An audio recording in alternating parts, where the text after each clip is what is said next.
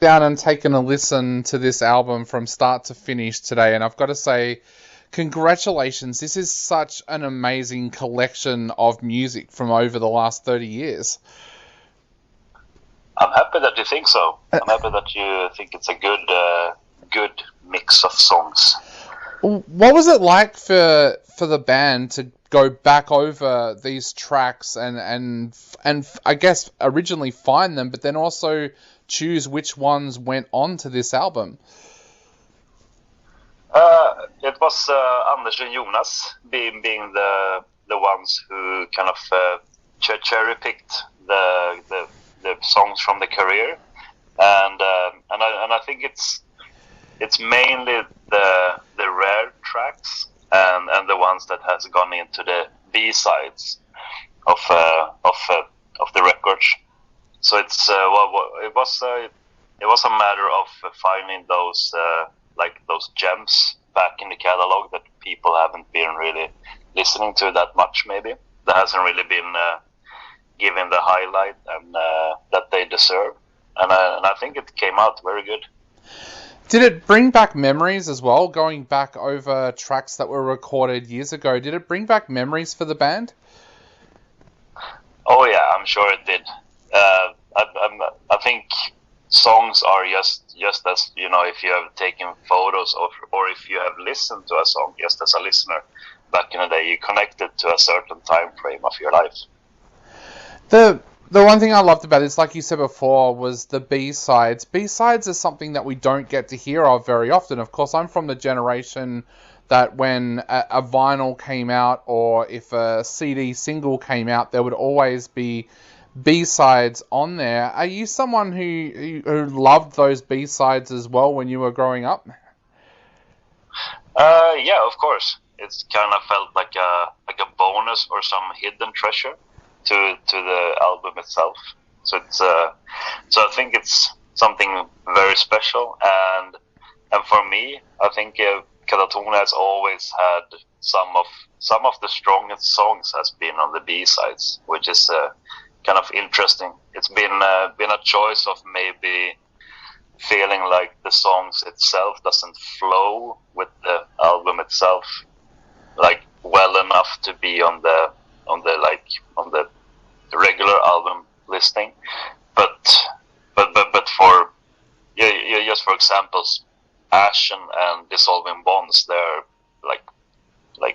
really good tracks, which would have made it to any other kind of record. But so that's really good.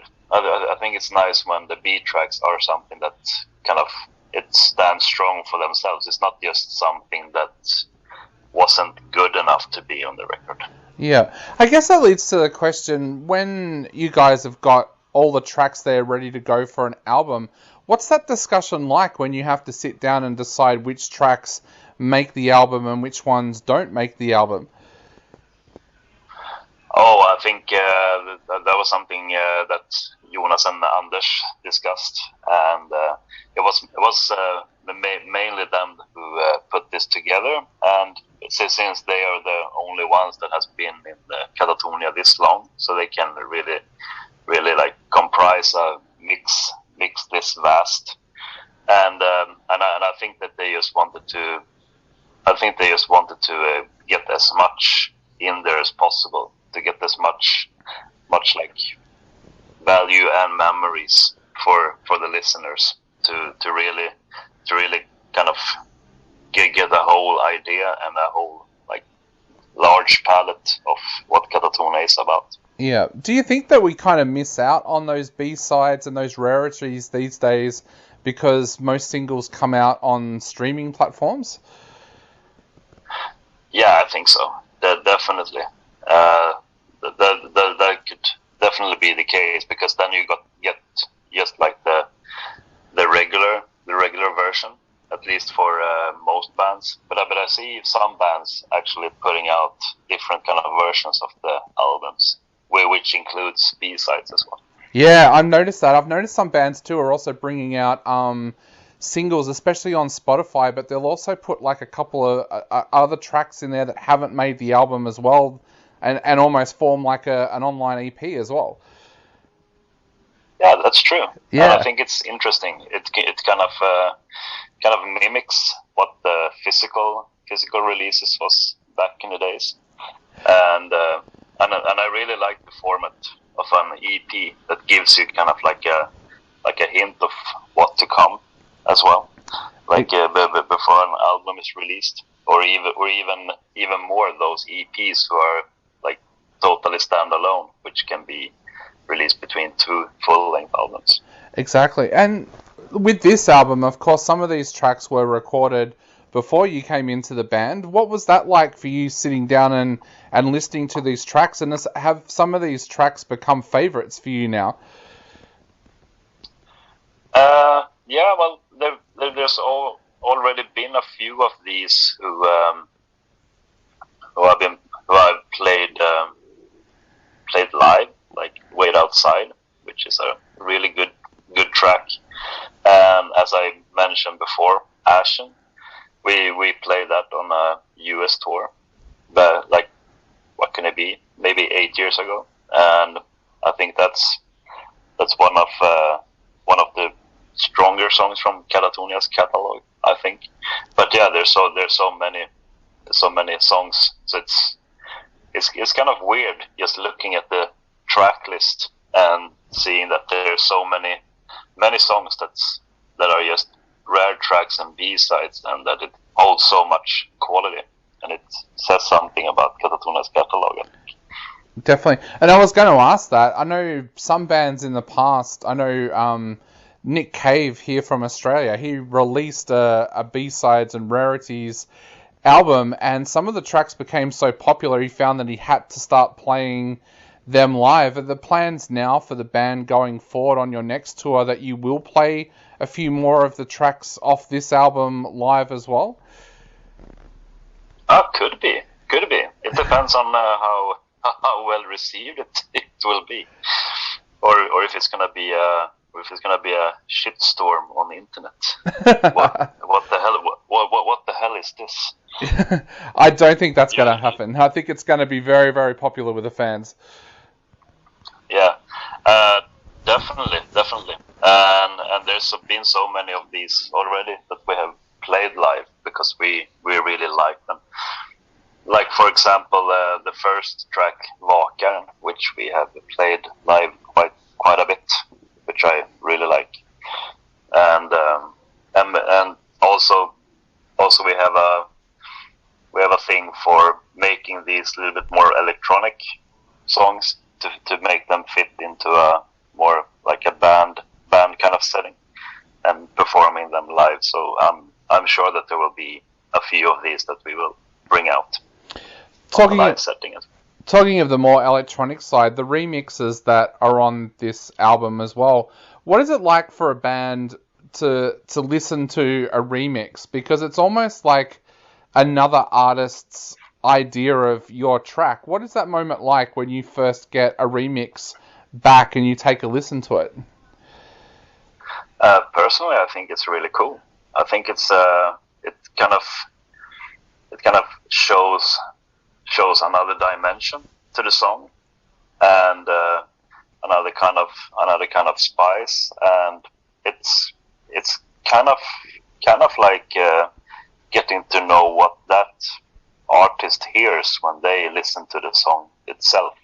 Because I think that when people listen to songs, it can be almost like remixes for them in their heads. Everybody hears different things, and I know that some people, they listen to a certain kind of instrument, or some people only listen to the song, like the singing, the vocals, or some people are very, very into listening to the rhythm section. So if people would just kind of sit down and get help from maybe a producer to mix the song, like in their way, the way they hear it, I think that we would have millions of different kind of versions of popular songs. So I think that's really cool. I think that's kind of like a window into like getting to know what that artist listens to and what they hear from when listening to the song, and then making their own attributes to it. Definitely. And Where to now for the band as well? We've had such a weird 18 months, 2 years. Where to now for you guys? I know that you've got some tours coming up. Are you looking forward to being able to get back out there and do shows again for the fans? Oh yes, definitely. We have a tour coming up early next year with the Icelandic heavyweight Solstafir, and I'm really looking forward to that. And I really, really hope that nothing weird happens, that some new variant of the coronavirus would form. But I'm positive. I really think that it will happen, and it's something that we really look forward to. And we just did this gig in Bulgaria, in Plovdiv again, and that was something that really sparked a vitamin injection to the band. Yeah, I was going to ask that. What is it like there now for you? Because we're still in lockdown here, and they don't estimate that we'll get out of lockdown probably until November 5th. What is that like there for you now? Do you still have restrictions around what you can do there? We have restrictions, so we're able to get even further apart from each other, because we've already had this kind of 2 meters distance from each other in Sweden, because we're quite reserved. So now we can be even further apart, because we don't have to be 2 meters apart. No, jokes aside, we don't really have that much restrictions. We have more kind of like guidelines, and then people can make up their own minds, which I think in a way works maybe better than putting like harsh restrictions on people. That people feel that they have a choice, and that you get good recommendations and guidelines from people who knows and who has worked within the field for half their lifetime. So people are trusting those people to make the good decisions and put guidelines in front of people how to act when something like this happens. Because yeah, so someone like me who is just a bassist and a musician, I don't know how to like react or how to handle a COVID situation. So I put my trust in those who knows, and then I just follow the guidelines. Definitely. But other than that, it's very, very, very open. You can go and have a beer and laugh with your friends, and they have opened up the bars and restaurants pretty much so they can fill full capacity now. But we've had a really good turnout with the vaccines, and people are. It's kind of like it's even hard to get like a vaccine appointment, because everybody wants it. So yeah, it's really helping the society as a whole. That's the same here now as well. It's really hard to get an appointment because we know that everything opens back up when we hit 80%. But yeah, we've had a crazy week here. We've had lockdowns, riots, and an earthquake just to top it off. So it's been a bit of a crazy week. Oh wow! Yeah. Yeah. But it's so the earthquake is kind of like when the party is at its fullest and someone pukes on the bedroom table. Yeah. Just to top it off. There was a joke going around that it was the government's way to try and stop the rioting. So yeah. Okay. Yeah, probably through the new 5G. Yeah. Well, mate, because so many people are connected, it's easier to create an earthquake. Yeah.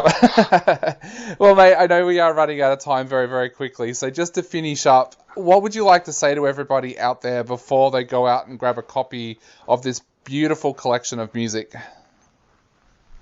I hope that everybody stays safe, and that everybody rides out this wave of lockdowns, and also that we get to see each other, and that we can come and play in Australia. That would be really cool, and also really, really, really cool that ABBA is huge in Australia.